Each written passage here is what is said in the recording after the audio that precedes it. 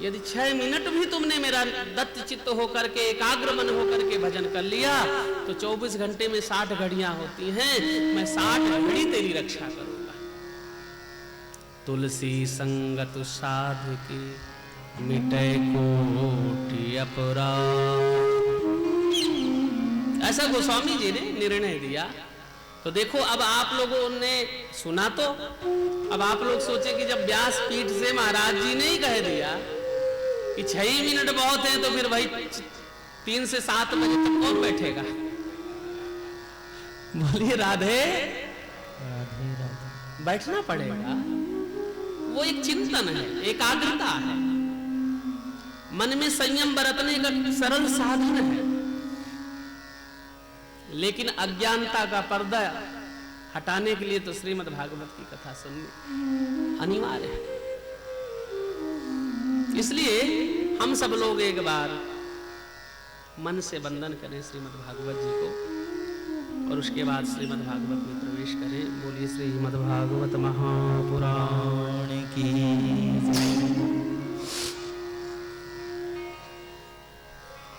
घर में कोई भी मंगल कार्य होता है, कोई भी कार्य हो, तो हम लोग गणेश जी को मनाते हैं ना। अभी अभी बेटी ने गणेश जी का स्मरण किया। तो ऐसे श्रीमद् भागवत के महात्म का जैसा वर्णन किया गया, तो उससे पहले भगवान का मंगलाचरण किया गया। मंगलाचरण का अर्थ होता है जीवन में मंगल आचरण आ जाए, वही है मंगलाचरण। बोलो राधे। अब देखो, यदि चित्त से चिपका हुआ संसार है तो कथा नहीं प्रवेश कर सकती उस चित्त में।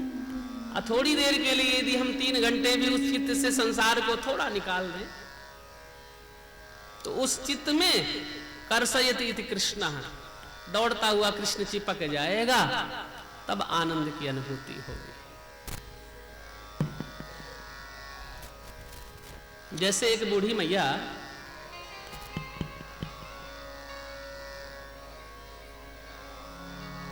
अपने बेटे के साथ बैठ करके बाजार जा रही थी, तो बीच में रेलवे फाटक पड़ा, फाटक बंद हो गया। जैसे फाटक बंद हुआ तो मैया ने बेटे से पूछा, बेटा गाड़ी क्यों रुकी? बोले माँ जी रेलवे फाटक बंद है इसलिए गाड़ी रुक गई। तो वहां से माल गाड़ी निकल रही थी। बोलो राधे राधे। माल गाड़ी के अंदर माल भरा हुआ था, किसका? कपास यानी रुई, रुई भरी हुई थी। रुई से भरी हुई वो मालगाड़ी जा रही। मैया आगे ही बैठी थी बेटे के बगल में, देखा अरे बेटा इतनी रुई इस ट्रेन में लद करके जा रही। बोले माँ जी ये तो व्यापार है। बेटा इतनी रुई कौन धुनेगा, कौन पुनेगा, कौन इसकी रजाई बनाएगा, कौन तकिया बनाएगा, कौन गद्दा बनाएगा? वो बेचारी मैया बुजुर्ग थी, उसके दिमाग में 16-17 डब्बों वाली जो मालगाड़ी थी, उसमें सब में उसने रुई देखी, कपास देखा, चिंतन करने लगी। रेलवे फाटक, ट्रेन जब निकल गई, फाटक खुला, गाड़ी आगे चली। वापस वो व्यक्ति घर आया, माँ घर पे पहुंची और शाम को पहुंचते ही धीरे धीरे करके उसकी तबीयत बिगड़ने लगी। चिंतन बढ़ गया, इतनी रुई कौन धुनेगा, कौन पुनेगा, कौन रजाई बनाएगा, कौन गद्दा बनाएगा, कौन तकिया बनाएगा? सोचते सोचते वो मैया 2-4-6 दिन में बीमार पड़ गई। बड़े बड़े डॉक्टर लग गए, लेकिन कोई नब्ज ना पकड़ पाए, कोई इसकी बीमारी ठीक ना कर पाए। भाई अन्न जल त्याग दिया, ऐसा लगा कि ये माता जी 2-4 दिन में पधारी जाएंगी। तो घर वालों ने अनेक उपचार किए, लेकिन उस बूढ़ी मैया का स्वास्थ्य ठीक नहीं हुआ। बोलो राधे राधे राधे। कहना पड़ेगा भाई राधे राधे। जैसे स्वास्थ्य ठीक नहीं हुआ, तो वहीं से एक महात्मा जी निकल रहे थे, उसी घर के सामने से देखा कि बहुत भीड़ लगी हुई है। महात्मा संयोग बस घर में चले गए। जैसे घर में गए तो पूछा, भैया एक बात बताओ, इतनी भीड़ काहे को इस घर में लगी हुई है? बोले बाबा जी क्या बताएं, हमारी माँ है वो 5-6 दिन से ऐसी बीमार हुई, खाट पकड़ लिया, डॉक्टरों के पकड़ में कोई बीमारी नहीं आ रही है, दिनों दिन वो बेचारी कमजोर होती जा रही है, हमें तो लगता है यदि ऐसे रहेंगे तो 2-4 दिन में शरीर शांत हो जाएगा। महात्मा बोले एक बार मुझे भी उस मैया से मिला दो। चलिए। जैसे जैसे महात्मा को उस मैया के पास ले गए, बूढ़ी माँ के पास, तो देखा तो वास्तव में बूढ़ी माँ खटिया पर लेटी हुई थी, केवल चिंतन उसी बात का चल रहा। महात्मा ने कहा भाई कैसे बीमार हुई, कुछ बताओगे? तो वही बेटा खड़ा था जिसके साथ माँ गई थी गाड़ी में बैठ करके। उस बेटे ने कहा महाराज जी मेरे साथ बैठ करके गई थी, आगे मालगाड़ी जा रही थी, उसमें रुई भरी हुई थी। मेरी माँ ने मुझसे ये पूछा बेटा इतनी रुई को क्या होगा? मैंने कहा माँ जी ये तो व्यापार है, चलता रहता है। महात्मा ने कहा समझ लो तुम्हारी मैया बिल्कुल ठीक हो गई। बोलो राधे राधे। बिल्कुल स्वस्थ, अभी 5 मिनट में बिल्कुल ठीक कर देते। बहुत लोग बोले महात्मा बौरा गया है। बड़े बड़े डॉक्टर लोग इसमें लगे हुए सर्च करने में, बीमारी पकड़ में नहीं आई, और ये कहते अभी 5 मिनट में ठीक कर देते। महात्मा धीरे से मैया की खटिया के पास जा करके बैठ गए और रोने लगे, बड़े जोर से बाबा जी रोए। जैसे रोए तो मैया ने धीरे से पूछा अरे महात्मा जी आप क्यों रो रहे हो, तुम्हारा क्या हुआ? वो महात्मा बोले अरे माँ जी क्या बताऊं, उस दिन आपने जो ट्रेन देखी थी ना मालगाड़ी, बोले हाँ। जैसे मालगाड़ी की बात आई तो मैया का बिल्कुल से एकाग्रचित्त हुआ। बोले हाँ हाँ देखी थी। अरे बोले उसमें जितनी मालगाड़ी में जितनी रुई भरी हुई थी वो सब मेरी रुई थी। मैंने उतनी कपास खरीद करके भेजा था बाहर, लेकिन दूसरे स्टेशन में जा करके उस मालगाड़ी में आग लग गई। जैसे आग लग गई तो पूरी रुई जल करके राख हो गई। मैया बेचारी जो लेटी थी बिल्कुल स्वस्थ होकर के बैठ गई। बोले अच्छा पूरी रुई जल गई? बोले हाँ चलो समस्या मिटी। यही तो बेटा महात्मा, अरे बाबा जी यही सोच सोच के तो मैं बीमार पड़ गई। कौन धुनेगा, कौन पुनेगा, कौन गद्दा बनाएगा, कौन तकिया बनाएगा। जैसे उस बूढ़ी माँ के चित्त से चिपक गई थी रुई, वैसे हम सब लोगों के चित्त से चिपक गया संसार। अब उस चित्त से चिपके हुए संसार को हम कैसे निकालें? बड़ा कठिन है। तो जैसे महात्मा ने उस मैया के चित्त से चिपकी हुई रुई को निकाल दिया, वैसे श्रीमद् भागवत की कथा जो चित्त से चिपकी हुई, संसार जो चित्त से चिपका हुआ है, श्रीमद् भागवत की कथा से ऐसा स्नेह प्रेम जग जाता है कि महाराज मन में प्रभु के प्रति प्रेम जग जाता है। बोलो राधे राधे। तो वही बात अभी अभी मैंने कही, थोड़ा सा दत्त चित्र होकर के श्रीमद् भागवत की कथा श्रवण करें, क्योंकि पुराण की महिमा, पुराण की गाथा सरल भी है और क्लिष्ट भी है, दोनों बातें। तो 6 अध्याय में श्रीमद् भागवत की महात्मा की कथा कही। कोई भी कार्य होता है पहले मंगलाचरण किया जाता है, जीवन में मंगल आचरण आ जाए इसलिए मंगलाचरण करते हैं। आइए हम सब लोग भी श्रीमद् भागवत के महात्म का मंगलाचरण आरंभ करें, जिससे श्रीमद् भागवत की कृपा हम सब लोगों के ऊपर बरसे। सच्चिदानंद रूपाय विश्वोत्पत्त्यादि हेतवे तापत्रय विनाशाय श्री कृष्णाय वयं नमः।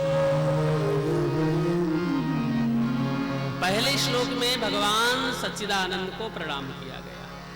श्रीमद् भागवत के महात्म्य में भगवान श्री सच्चिदानंद को वंदन किया गया। कैसे भगवान को हम लोग प्रणाम करने? बोले जो सतचित आनंद स्वरूप है।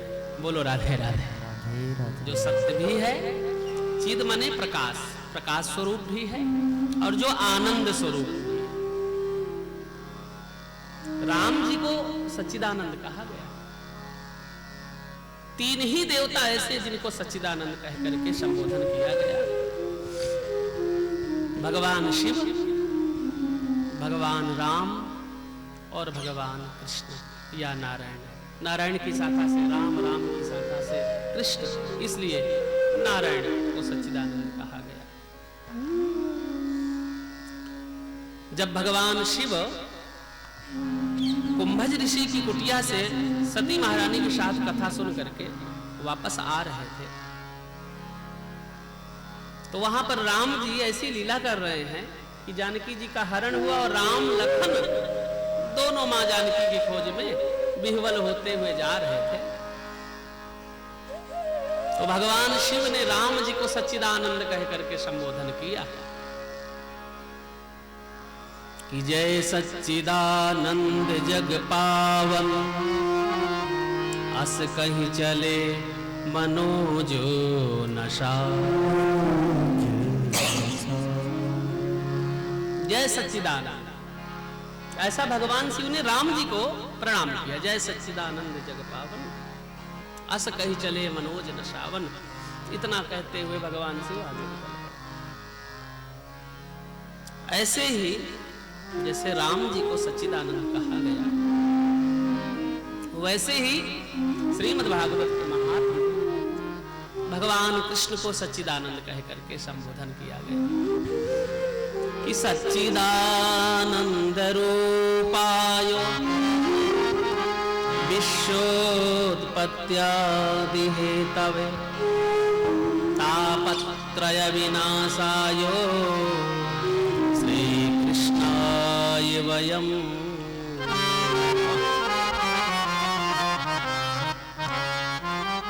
नुमः मने नमस्कार, बोले हम नमस्कार करते यानी प्रणाम करते। बोले किसको? बोले सच्चिदानंद। श्रीमद् भागवत के महात्म का पहला श्लोक कहा गया। बोले किनको प्रणाम करते? बोले सच्चिदानंद। बोले सच्चिदानंद हैं कैसे? बोले जो सत्य हैं, चित हैं, आनंद है, ऐसे कृष्ण को हम प्रणाम कर रहे हैं जो त्रिकालम वादित्यम सत्यम, जो तीनों काल में, सृष्टि से पहले भी जिसकी लीला सत्य थी, सृष्टि के मध्य में भी जिसकी लीला सत्य है, और जब सृष्टि विलीन हो जाएगी तब भी उस परमात्मा की लीला सत्य रहेगी। ऐसे परमपिता परमात्मा सच्चिदानंद स्वरूप सत्य स्वरूप परमात्मा का हम लोग वंदन करते हैं। और श्रीमद् भागवत साक्षात तेने वाङ्मयी मूर्ति प्रत्यक्षः कृष्ण एव, साक्षात कृष्ण का पावन विग्रह है। इसलिए श्रीमद् भागवत के आदि में, मध्य में, अंत में सत्य सत्य सत्य सत्य कह करके वंदन किया गया। इसलिए त्रिकालम वादित्यम सत्यम, जो तीनों काल में सत्य है, भूत में, भविष्य में, वर्तमान में, ऐसे सत्य स्वरूप परमात्मा के चरणों में हम सब लोग वंदन करते हैं। चिद, चिद माने प्रकाश। अब देखो हमारे आंखों में प्रकाश है, रोशनी है, लेकिन यदि अंधेरा हो जाए तो रोशनी की जरूरत पड़ेगी, तभी हम कोई वस्तु पढ़ पाएंगे या कोई विषय पढ़ पाएंगे। आंखों में रोशनी होते हुए भी इन आंखों को दूसरी रोशनी की आवश्यकता पड़ती है। लेकिन परमात्मा को, जो स्वयं प्रकाश स्वरूप जगत पिता परमात्मा है, उनको किसी के प्रकाश की जरूरत नहीं, वो स्वयं प्रकाश स्वरूप है। इसलिए चिद माने प्रकाश, प्रकाश स्वरूप परमात्मा के भी चरणों में हम लोग वंदन करते हैं। और तीसरा परमात्मा का रूप है आनंद। आनंद देखो बाजार में नहीं मिलता, बोलो राधे राधे। आनंद मार्केट हो सकती है लिखा हुआ, लेकिन वहां आनंद मिलेगा इसकी कोई गारंटी नहीं। जैसे बाजार से हम लोग भोजन खरीद सकते हैं, लेकिन बाजार से भूख थोड़ा खरीद पाएंगे। ऐसे ही हम शस्त्र तो खरीद सकते हैं पैसे से, लेकिन बाजार से साहस नहीं खरीद पाएंगे।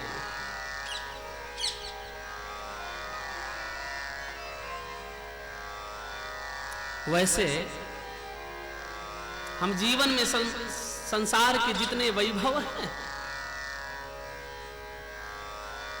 जितने वैभव, हम सभी वैभवों को इकट्ठा कर सकते हैं, लेकिन आनंद नहीं खरीद पाएंगे। आनंद तो हृदय में प्रकट होता है, इसलिए आनंद स्वरूप परमात्मा को हम लोग वंदन करते हैं। आनंद स्वरूप